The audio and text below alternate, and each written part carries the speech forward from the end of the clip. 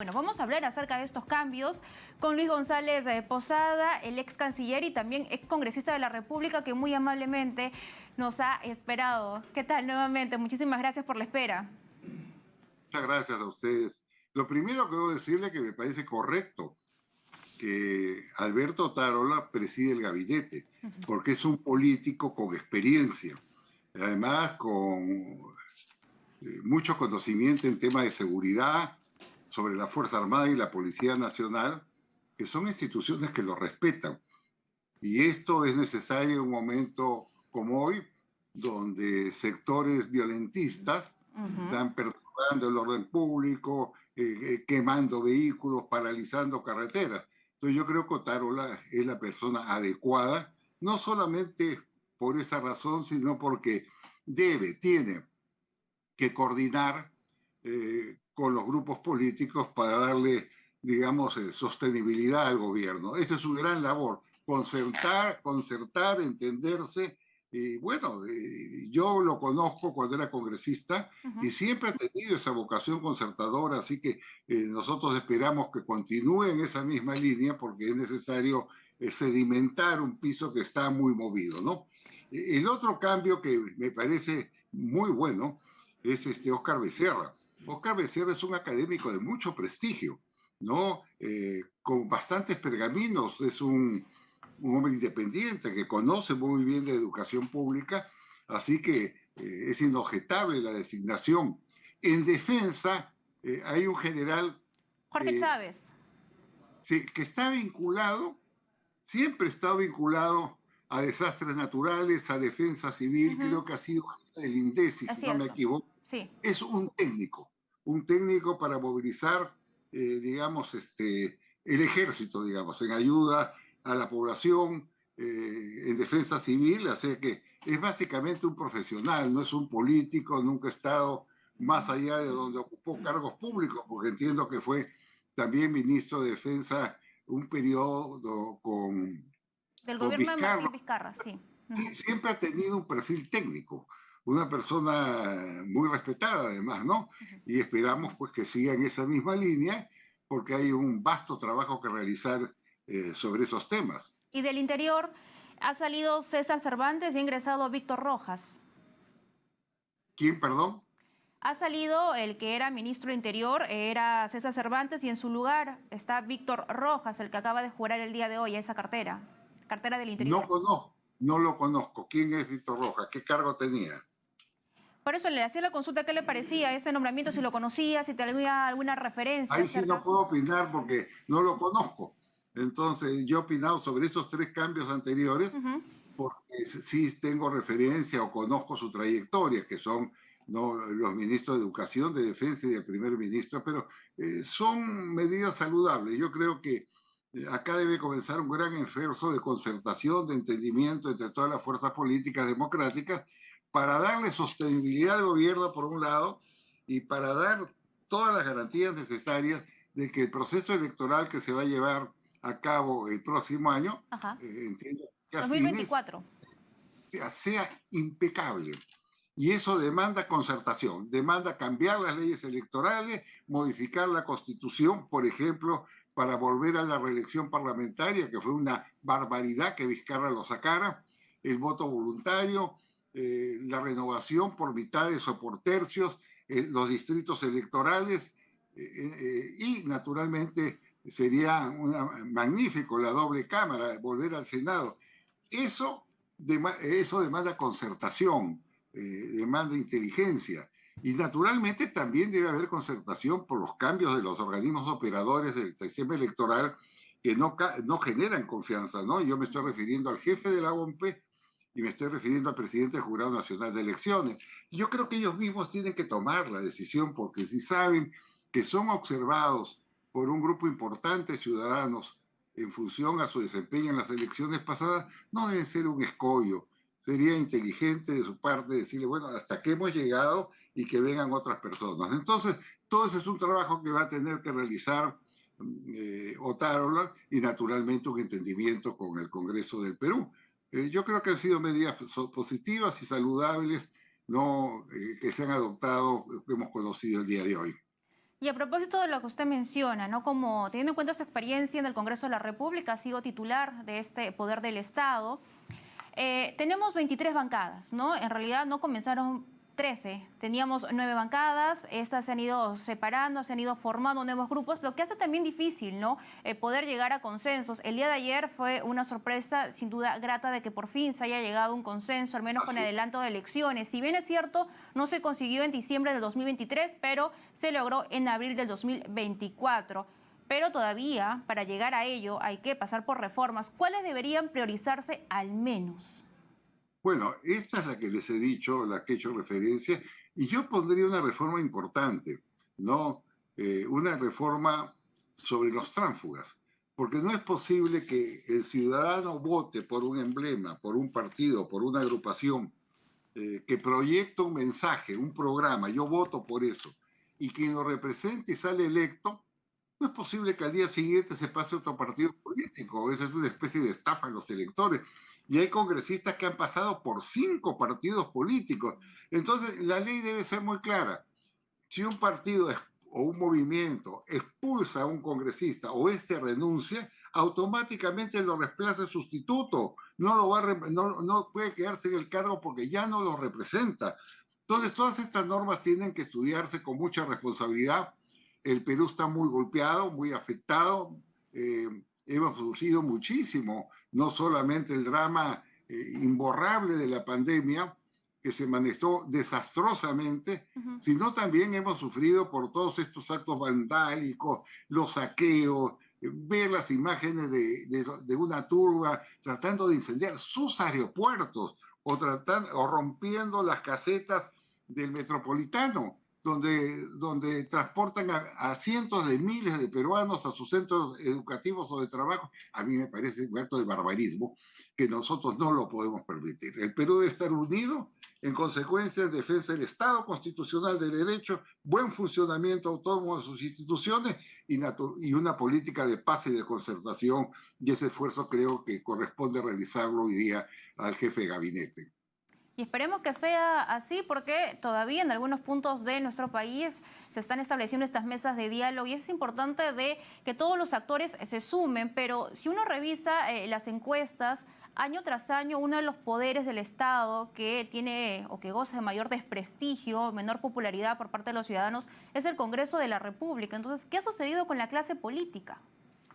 Entre otras cosas por los tránsfugas.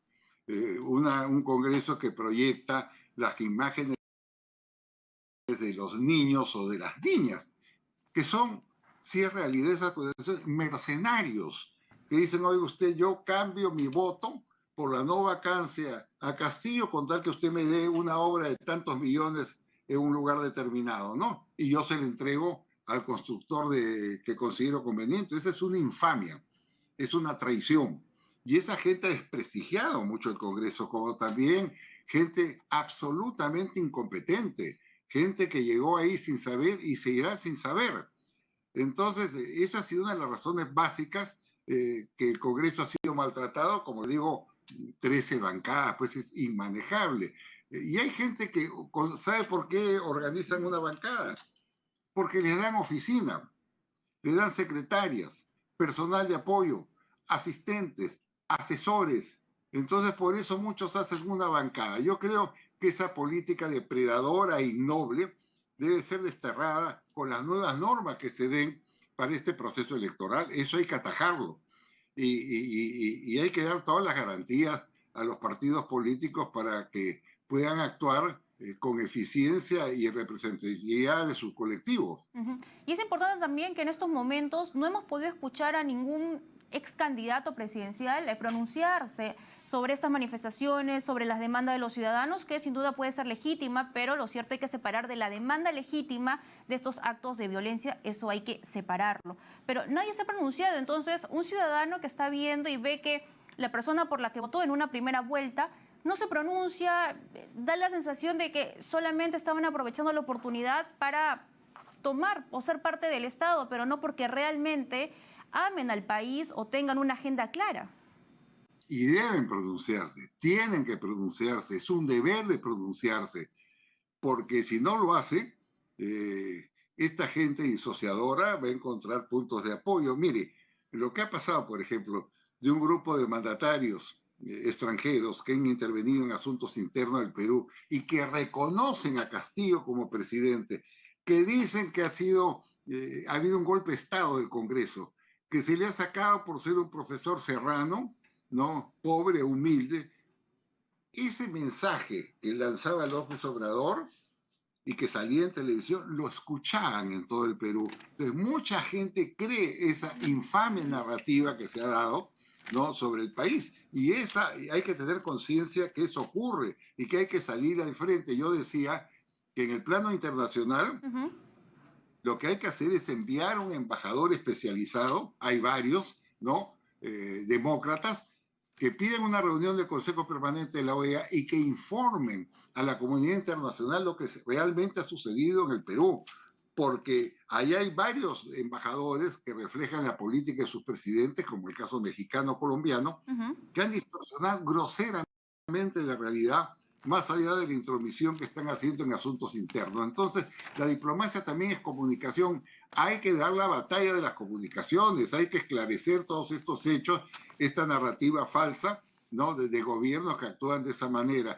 Y así, como se ha declarado persona no grata al embajador de México, que en realidad ha sido a López Obrador, porque eso dice la resolución, también debe hacerse lo mismo con el embajador de Colombia.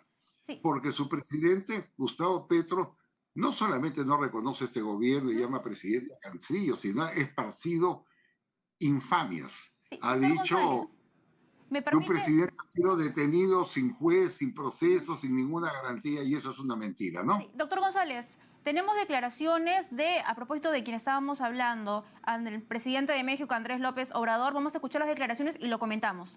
Adelante. Hablar sobre el famoso artículo 33 de la Constitución.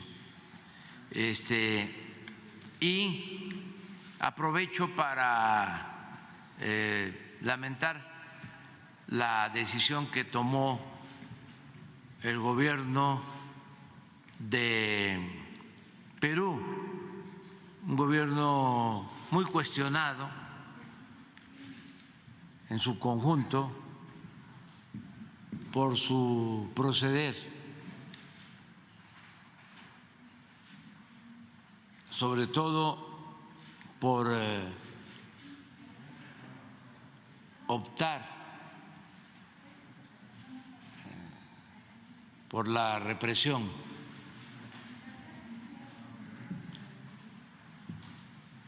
Y no buscar el conflicto de Perú una salida mediante el diálogo y con el método democrático de convocar a elecciones lo más pronto posible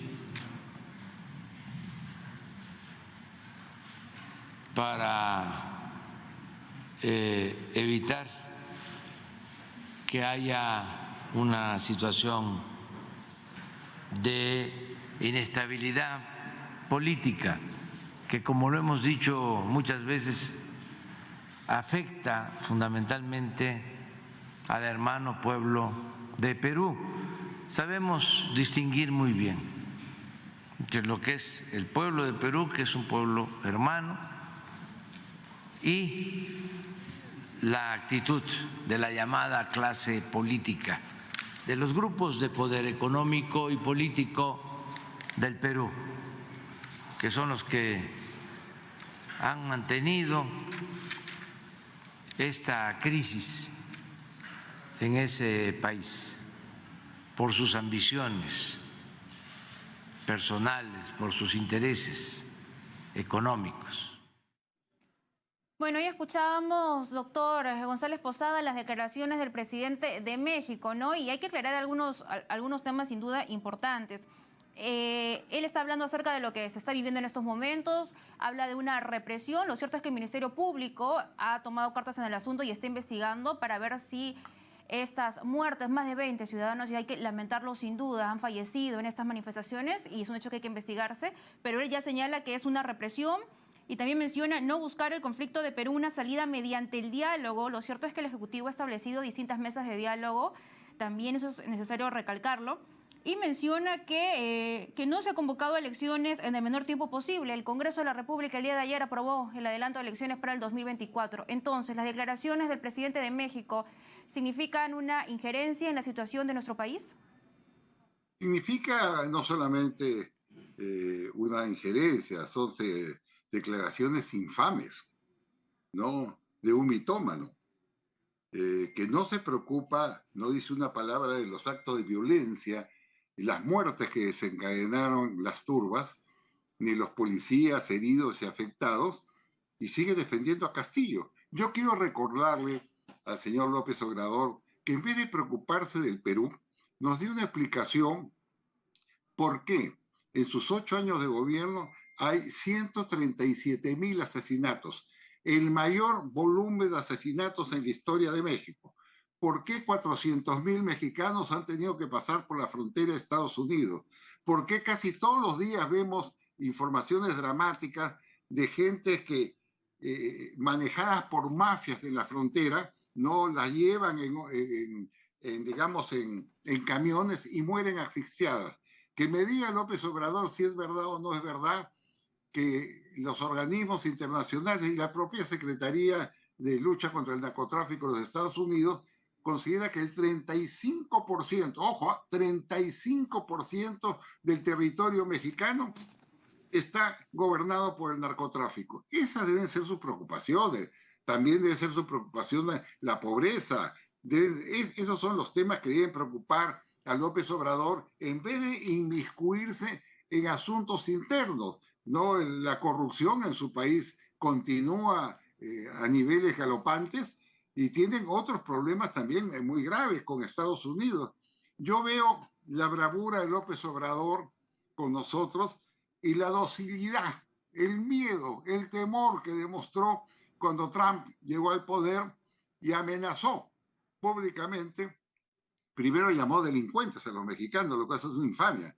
Y también amenazó que el muro, el famoso muro, lo iban a pagar los mexicanos. Yo no lo vi ahí a López Obrador con la bravura que lo veo ahora. López Obrador fue dócilmente a la Casa Blanca, se fotografió con su amigo Donald Trump y después se puso a disposición para bloquear el ingreso de inmigrantes centroamericanos a los Estados Unidos. Eso se llama, señor López Obrador, lacallaje.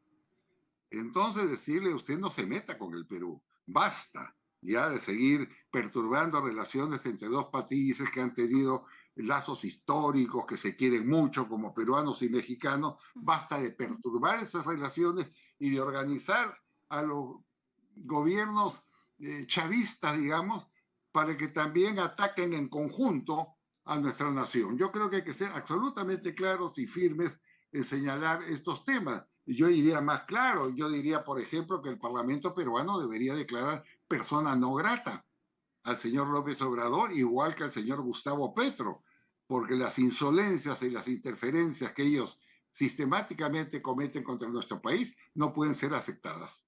¿Y qué pasaría con los tratados que tenemos? ¿Qué sucede con la Alianza del Pacífico, por ejemplo? ¿Qué pasaría en ese caso? Todo eso él lo está perturbando, él lo maneja politiqueramente. Cuando dijo, por ejemplo, voy a traer a los presidentes de los otros países que forman parte de la Alianza del Pacífico al Perú para que entregarle la posta a Castillo. Esa es una bravuconada. Él está acostumbrado a esas maniobras, detrás de esa sonrisa achinada, de palabras balbuceantes en sus tediosas conferencias de prensa que da todos los días a las 6 de la mañana. Es un actor, es una persona que juega con los sentimientos y con la opinión pública. Nosotros esperemos, pues, ¿no?, que ese oscuro episodio de López Obrador culmine, que sea un bache histórico en las relaciones y que los peruanos entendamos, por Dios, estamos enfrentándonos a un bloque internacional que actúan en conjunto y ese bloque internacional está expresado por Colombia, por Argentina, por Bolivia, por Venezuela, Nicaragua, Cuba, Honduras. Es decir, son un paquete de países que actúan en concierto para apoyar a uno de sus miembros o para demoler a quienes se les pongan al frente. Y eso hay que ya tenerlo presente, no solamente en la política internacional de nuestro país, sino en la política nacional. Eso, ¿cómo es posible, por ejemplo, enterarnos que el señor Juan Silva está viviendo en la Embajada de Venezuela? ¿Se ha preguntado al gobierno venezolano si esto es verdad? Entonces estamos viviendo pues toda una desestabilización interna y externa a la cual hay que darle frente unitariamente todos los demócratas, sean cual fueran de un partido o que no fueran de ningún partido. Muy bien, muchísimas gracias por esa entrevista. Muchas gracias, muy amable. usted muy amable.